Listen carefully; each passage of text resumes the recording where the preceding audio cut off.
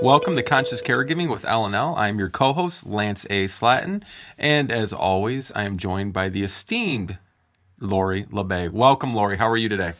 I am doing fantastic, and I'm so looking forward to this conversation because I really think it'll help families a lot figure out when they do events or entertaining, and to keep things calmer and to make it more memorable. I think Yeah. for everyone. So I'm really excited to have this conversation with you today. Yeah, absolutely.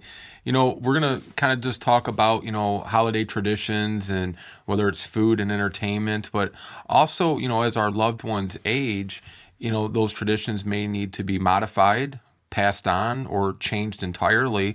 And so we wanted to kind of, talk about that today a little bit. And just as we're, here in the holiday season, it's a great topic. Agree. Do you want me to kind of kick this off and Sure. Go for it. Well, I think one is, kind of the prep and the food and menu, because usually when we get together, we eat. And so, what is important, for people in terms of your family traditions? What do you always have that's kind of a staple? And does it have a family recipe tied to it? Does it have family stories tied to it? I think those are things that can be brought up. And sometimes our elders can participate in that. Maybe they're still able to make the dish. Maybe they're going to be hosting the event. And again, I think that's something to talk about too. Or maybe it's time for a recipe to be passed on and for them to help with that process. Or you might have a loved one, for example, who has some form of dementia and can't remember the recipe.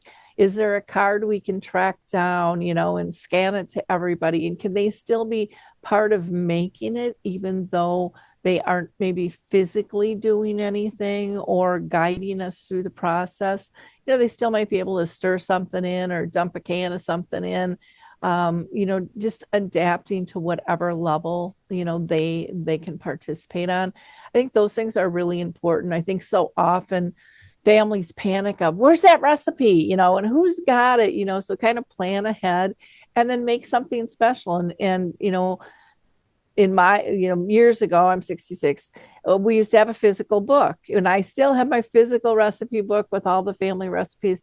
A lot of people don't do that anymore. It's online, and it's easily shareable. That's fine, but capture those things and know what might trigger your loved ones' thoughts and positive memories of. And it might be something that someone who's passed always made, and I'll use the example. I think I gave this last time too, was my dad used to make a clam dip. And that was just his thing that my dad made that we all loved. And my dad's been gone since 2001, but it's still something that is a strong family tradition. And I think I chuckled last time. My brothers still don't write it down. They just call me. What's the recipe? And that's okay. But there's a lot of meaning that can happen behind food, and so I think that that's really important. I think the place that we choose to gather is extremely important. Like I said, your elder person may have always hosted the holidays, and maybe you're continuing to do that. Is that a good match? You really have to ask, is that a good match?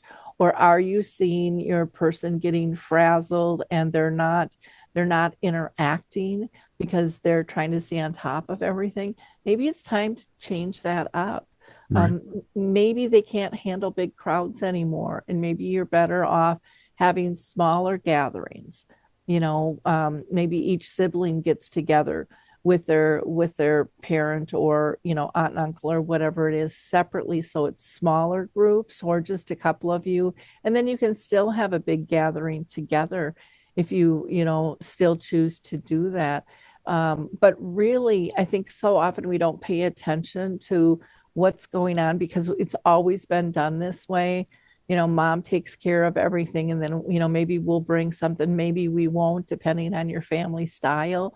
Maybe food is ordered out to keep it easier, but there's still a lot of coordination that needs to happen with that, and there's finances to consider too. maybe their finances are more limited than they used to be, and that's become a burden. So there are small things I think that we can transition over.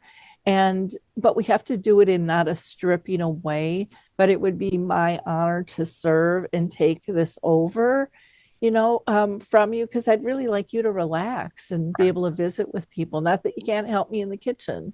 You're always welcome there, but I know it's a lot of work, and you've put in more than enough time on this chore, of coordinating things. It could also be the types of food we choose. As people age, sometimes they can't chew or swallow the way they used to. Or maybe they can't use utensils the way they used to. That's become more difficult if, let's say, someone's got tremors and things like that. How do you handle all of those types of things? So I think there's just so many different pieces to the puzzle on this. And I'm gonna shut up and let you make a couple of Oh no, you're comments here, and fine. we'll go back and forth like we Yeah, usually do. yeah. Just to kind of really piggyback on a lot of the advice you gave, which I think is really, really helpful. Talking about, adapting these gatherings as these roles change and, life circumstances change. A couple of ideas, and we implemented some of these in our own family, was, hold a shorter lunch time or a shorter brunch time where, you can do it earlier in the day. It's not as long, it's not as strenuous on your loved one, rather than having that longer evening hours, and then they have more time to, relax, and they're more reserved earlier in the day than later in the day. And if traditionally they traveled to your home or to a relative's home, maybe have the celebration and the gathering at their house if that's, more convenient for them due to, maybe their own limitations. But one that I really want to talk about, because I have shared so many times on my show and here and other places, is, I would spend my entire childhood going to my grandparents, and they lived down south, and we didn't get to see them during the school year. And then in summer I would, spend the whole summer with them. But Christmas was the big one that we all just really kind of gathered around. And I loved those Christmases down there. It was so memorable. But sometimes things change, and grandma started to get more limitations on what she could bake or cook or make. And so, the siblings that lived down there, my parents' siblings that lived down there, they would kind of unite around that, and they would help to reincorporate all of her recipes and stuff. But, talking about traditions, a lot of times those traditions don't get passed on because somebody doesn't really think about it in the moment of, oh, we need to get those recipes, like you have your recipe book. So one of the things that we did was we set aside a time where, myself included, we would get grandma's recipe book, and with her input as well, and we do like a recipe lesson where grandma would show us how to make their signature dishes, while at a later time in her life, others had to then incorporate it and make it. But, we had grandma's recipes. And then we'd also, one of the things we loved was the leftovers. You can continue that tradition days after the meal by having all those leftovers, but you're still making memories, and you're incorporating and including your loved one, even with the limitations that they might be dealing with at that time. But really, just adapting is the word I really like to go to in these situations. Adapt to what the circumstances call for. If it's easier and more convenient, have your gathering earlier in the day. If it's easier and you're not already doing so, bring the gathering to them, and being able to continue these recipes. And like, I love rhubarb pie. Most people like strawberry rhubarb. I just like regular rhubarb. And my grandmother grew rhubarb, at her house. And I always looked forward in the summer to getting a piece of her rhubarb pie. And I challenge anybody to tell me where they make rhubarb pie at now. It's unheard of. And so we would, copy down her rhubarb pie recipe so that I have it now, and I don't bake and I don't cook, as my wife will attest to, but I can give it to my mom or to a family member, and they can now make it. And I will say it'll never be as good as what grandma does, but it's the next best thing. It is her recipe, her ingredients. So adapting to the circumstances, and having an eye to the future so that these traditions can carry on, I think are really meaningful, and one of the other things we talked about too was, you know, they might not be able to go Christmas caroling. They might not be able to go mall shopping, and things like that. Or they might not be able to go out. Or if they're in a facility and maybe they're limited where they can't leave the facility for one reason or another, make a new tradition. There's no rules that say you can't make something new, and it goes back to adapting. Do a movie night with grandma or grandpa or whoever the loved one is at their facility. Bring a couple of fun, holiday blankets, maybe a couple of, hot cocos, and, sit there and watch the movies and, reminisce and, let them have story time. Let them just talk and think about, years gone by, because I think that's not only therapeutic for them, but it's helpful for us to be able to continue those memories and, treasure them. Yeah, I think that's a great idea. And it might even be where you open up a Google file for recipes so Mm. everyone has access to it and can add, or maybe that's a present that is Yeah. given out, is just the recipe. I know, I think I started giggling when you were talking about recipes and the memories, because I used to make fudge all the time. And one year, a girlfriend and I got together. The kids were doing something else, and we were making fudge, but we had a little wine, and our and a couple of ours did not set. And I'm 66. I still haven't heard the end of it. And this was probably 30, 40 years ago when this happened. But everyone now associates my fudge with that story, and it's just comical, and it has nothing to do with how it tastes. I mean, I think it tastes fine and stuff, but it's that story of, we never saw mom, kind of schnockered, and we didn't even know mom was schnockered until we saw that her and her girlfriend missed putting in part of the recipe. And so it's a story that's just goofy, but it's It's fun. memorable. Yeah. Yeah. And so sometimes it can be something off like that too, where, maybe you'd prefer to be embarrassed about it. I just laugh about it. It's like, it happened. What do you say? But other things I wanted to mention too is sometimes people go, let's not do it in the house. Let's go out. Yeah. But if you go out, then you really have to look at accessibility. How is it for parking? Can they walk that far? Can I drop them off? Is there a handicap sticker, for parking? Are there steps? Does this restaurant clear their stuff well? And same with the parking lot. If it's winter time, where are the bathrooms? What are the lightings like? Is there railings? I mean, there's just a lot of things. Do we want a table or a booth? How do they maneuver getting out of those things? Right. It's all part of dignity.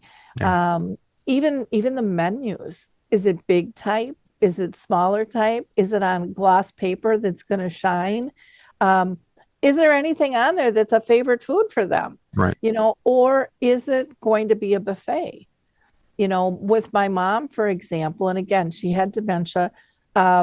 We had to change a lot what we did when we would go out to eat. So initially, she could go ahead and read off a menu, and then that became a little bit more difficult for her. She couldn't choose, or she would forget what she ordered by the time the food came. So then I would say, how about we share? I can't decide. You want to split a couple of things? And then it upped the odds that she'd be happy with what came. Plus, she was doing me a favor. So that worked really good for a while. And then there were buffets, and she, could maneuver the buffet just fine. Now, if someone has mobility problems, they might need assistance going up there, or they might prefer that you get them the food and take a picture of what's up there and bring it back to them so that they can sign in. But there came a point where my mom would get kind of overstimulated Hmm. at a buffet line, and so she'd be looking at the meat, and she'd have, her meat. And then all of a sudden she'd see, oh, there's seafood. And she'd put that plate down. She'd pick up another and she'd start. And one time I caught her, there were 5 plates out, and it was like, okay, buffets are too overwhelming now. So really knowing your person, Right. so that they have a good time, aren't overstimulated. I hate to say supervise, but you're assisting them without taking over. Right. I think is really, really important. And a lot of times people don't think about those things until they go out. They might not know how often their loved one has to use the restroom, and they might be having some incontinence problems that you're not aware of, especially if you just talk with them over the phone. So those are things, that for everyone's sake, you have to be very conscious of, how much liquid we take in means how much liquid's going to come out, or do they have adverse effects to certain foods that might cause some issues there too. Um, Understanding the crowd issue, if it's going out to a restaurant or if it's a gathering, all of that extra noise and activity in motion along with the smells and the lighting, that all adds up and it can put Yeah. people in overload. So maybe you need, if you're at home or at somebody else's home, or maybe if they live in a senior community or apartment, maybe there's like a great room you can rent where you can have a little bit of time. But it's also nice to always know, to kind of be able to monitor, are they getting overstimulated and is there a quiet space we can go to? So in a house, maybe it's somebody's den or a bedroom, or you're going to go for a walk, but you're not going to say, hey, I know you're getting agitated, let's get out of here. You can say, I just need a break from all of this. My head's spinning. I'm going to go for a walk. Would you like to go with me? So Right. now again, they're helping you out, and you're saying you're feeling it too, because sometimes they don't want to admit or don't even know what is causing some of their anxiety. When you open up gifts, especially for, Christmas and Hanukkah and birthdays and stuff, it can get really loud with kids and a lot of squeals and things move fast and it can get confusing. Oh yeah. Keep your eye on the ball of what's going on. And is this even safe? Because senses can change in terms of those types of things. And I really think that that's a big shock to most family members when they see it for the first time, because it's just not anything that they've ever had to look out for before. And so I think just being aware of those types of things can make a big difference as well. Have you seen that too, Lance? We have, and as you were talking, I was thinking, it kind of ties into this, but more so to continuing traditions. We had this was a client that we had served, and she's since passed, but and I don't know if I shared this story before or not with you, Lori, but if I did, I'll keep it brief. She was blind, Mhm. and she lived alone, and she was desperate to continue living in her own home. And it was heartwarming because the family was trying to do everything possible to make that happen, where that's not always the case. And they had contacted us, and we went out there and met with her, and she lived in the country, little country home, and she was living by herself as well. And part of what I feel like we do really, really well, it's not just about what is it you need us to do for you, but it's also about what makes you and what made you who you are, because we want to incorporate that into this individual's life that we're given the responsibility to help support. And this particular woman was an avid baker. She had 20 some grandchildren. I think she had 8, 9 children, a large family. And their tradition was grandma made all the Christmas cookies, and then the grandchildren would then get, frosting on the night of Christmas Eve and decorate them. But she had to have all the cookies made, and she would make dozens upon dozens of cookies in all different types, shapes, a variety of every cookie you can imagine. But she wasn't able to do it this year. And we said, well, why is that? Obviously, because she's blind. And we said, well, we can do that. We can still help her. And so one of the things our staff did was, leading up to Christmas Eve, it was, a week of nonstop baking. And this woman was severely, severely depressed, because this is what she lived for, was her family and her Christmas cookie tradition. And so what we did was, we got her recipes with her help. She had the apron on, the whole 9 yards. And she would instruct the staff on what to do, how to do it. They have questions, she can answer it. And they would get all the batters made up. And then, she could put her hands in the bowl and, make the cookie, form the cookie, got all the cookie pans out, the shapes and everything. And, as soon as that smell started to permeate throughout her kitchen, she was like a whole new person. I mean, it was one of the most beautiful things that you could ever have seen. And yeah, I think that was probably 10 plus years ago. And I still think about that every holiday season because she was able to continue her tradition and what made her who she was, which then passed on to these grandchildren, and even her kids would get involved with it. So she was able to continue doing that, and I think that's what we lose sight of a lot of times when, individuals and loved ones might have limitations, restrictions, disabilities, inabilities, what have you. We don't try to adapt, and there's my word again, adapt to them. We expect them to adapt to us. And, I think it needs to be the other way around by being able to let her continue that tradition and assisting her. And she was just as much a part of it as, she always was. The difference was she wasn't handling the oven because she can't read the digits on the stove, and she wasn't able to read the recipes, but she had been doing it for so long. Most of it was in her memory. She just wasn't able to, visually get the eggs and read the measuring cups. Those little things that we helped her adapt to allowed her to continue this, holiday tradition for the next, I think we were with her 3-4 years, and it made all the difference in her life. She started, eating again. I mean, this was a person who was waiting to die, if you can forgive that expression, because she really just had given up. That was her identity, was these Christmas cookies and this tradition. And it really meant that much to her, and it was a joy to be a part of. Well, and it was all about bringing her independence Yeah. back. I mean, Yeah. even when you're talking about measuring, there's certain cups, and, someone could scoop something in and take a knife and know, okay, this, you handed me the right Yeah. cups. Need a little of this and a little of that. Yeah, yeah. All that stuff is so important. And to give that pride back, and then to be able to hear the accolades of I made that stuff, Yes.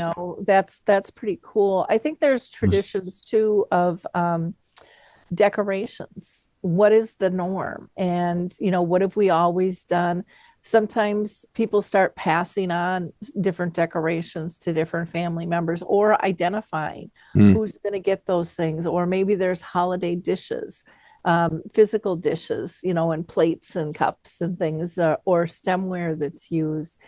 Being able to tap into those things. I know my mom and dad, when they moved up to the lake, they got rid of some of their stuff. Yeah. Not all of it. And my mom loved dishes. I mean, I had like 3 sets of good dishes, and it's like I don't really need all of these good dishes, Right. but she loved them, and so we loved them. And so some of those things can make a huge difference for someone. And even if someone's passing those on, sometimes letting them have one place setting that can remind them of the holidays for reminiscing purposes can be really nice, to do. Maybe it's music, do Yeah. you sing around the piano, or does someone have a guitar? What are your traditions, on that? Are there certain songs that are played? I know I've got friends that have one where they read a Christmas book, and then at a certain word, then the present gets passed, and it's around, and it's just the same thing they do every day. Are there certain games that are played that Mm. just, hold traditions? I think a lot of times we don't think of all of the things that we do. Is there a certain routine? Are you an hors d'oeuvre family and then a big meal, or do you gather just for hors d'oeuvres? Do you have a traditional meal, or do you like to do something different? Does it change all the time? You know, are there certain, drinks, if it's, alcoholic or not, that are just part of, the festivities that are used? There's just so many different things in terms of of how it goes smoothly, for everybody. What are the expectations? There's also, do you all sit at a big table? Is there a kids' table? How does all of that work? Where are people positioned? Do you do a buffet style and people are sitting on the couch with maybe a TV tray or a lap tray? Um, those things are important too. And does somebody need help cutting some food? You can do that ahead of time, for them so that they don't have to feel embarrassed. But I think so often if you're not a party planner, like I'm a big party planner, I have my list that I print out actually that has everything I need, so I can set it up the night before, what bowls, what dishes, and then I even mark them with so if somebody wants to come in and help, no, this is for the potato chips and this is for this and this is for that. So everything is out and I don't have to scramble. It's set up. How is it done? Because there's a lot of people that don't know how to throw an event Right. with other people. And so if you're looking at keeping traditions, you kind of got to work together to make sure that that melds together. Or maybe you decide it's time to change up traditions, that this doesn't work anymore. That's okay too. I have just found families struggle with that if they're not informed ahead of time, that Yes. things aren't going to be the same. Yes, absolutely, absolutely, and I know, for our family, unfortunately, when both my grandparents were gone, because the family is so scattered, we our new tradition now is we do a family gathering the weekend after Thanksgiving, because now everybody's kids, like the grandkids are older and they have families and they have to go to in-law, everybody's now, branched out. So we started a new tradition and we gather the weekend after Thanksgiving. Yeah. I know when I started taking over the holidays, Tom and I had a kind of an open house mentality. If you don't have a place to go, stop on over. And my mom really, really struggled with that. That was huge for her. This was family time.